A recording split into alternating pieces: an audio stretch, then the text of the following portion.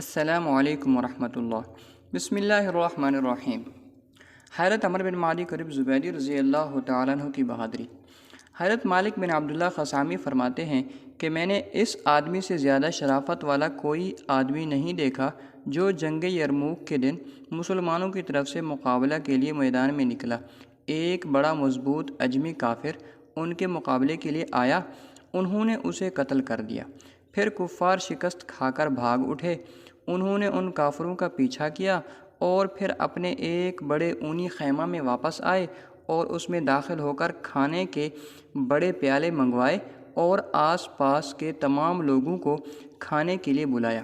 یعنی وہ بہادر بھی بہت تھے اور سخی بھی بہت۔ راوی کہتے ہیں کہ میں نے پوچھا کہ یہ کون تھے؟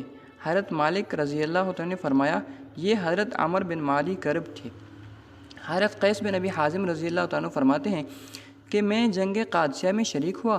مسلمانوں کے لشکر کے امیر حضرت سعد رضی اللہ تعالیٰ عنہ تھے۔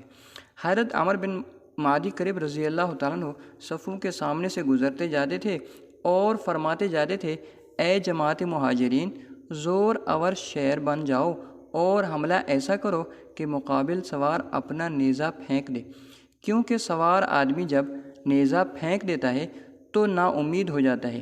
اتنے میں اہل فارس کے ایک سردار نے انہیں تیر مارا جو ان کی کمان کے کنارے پر آ لگا۔ حضرت عمر نے اس پر نیزے کا ایسا وار کیا کہ جس نے اس کی کمر توڑ دی اور نیچے اتر کر اس کا سامان لے لیا۔ ابن عساکر نے اسی واقعے کو اس سے زیادہ لمبا بیان کیا ہے اور اس کے آخر میں یہ ہے کہ اچانک ایک تیر حضرت عمر رضی اللہ تعالیٰ عنہ کی زین کے اگلے حصے کو آ لگا۔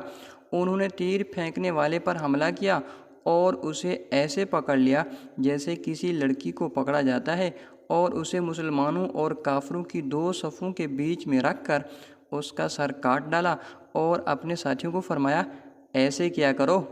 واقدی نے روایت کی ہے کہ حضرت عیسیٰ خیاط فرماتے ہیں کہ جنگ قادسیہ کے دن حضرت عمر بن معدی کرب نے اکیلے ہی دشمن پر حملہ کر دیا اور ان پر خوب تلوار چلائی۔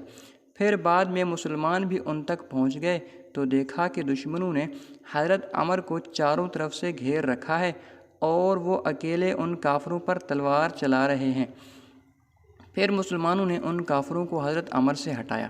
طبرانی نے روایت کی ہے کہ حضرت محمد بن سلام جمحی فرماتے ہیں کہ حضرت عمر رضی اللہ تعالیٰ نے حضرت سعد رضی اللہ تعالیٰ کو یہ لکھا کہ میں تمہاری مدد کے لیے 2000 آدمی بھیج رہا ہوں، ایک حضرت عمر بن معدی کرب اور دوسرے حضرت طلحہ بن خویلد، ان دونوں میں سے ہر ایک 1000 کے برابر ہے۔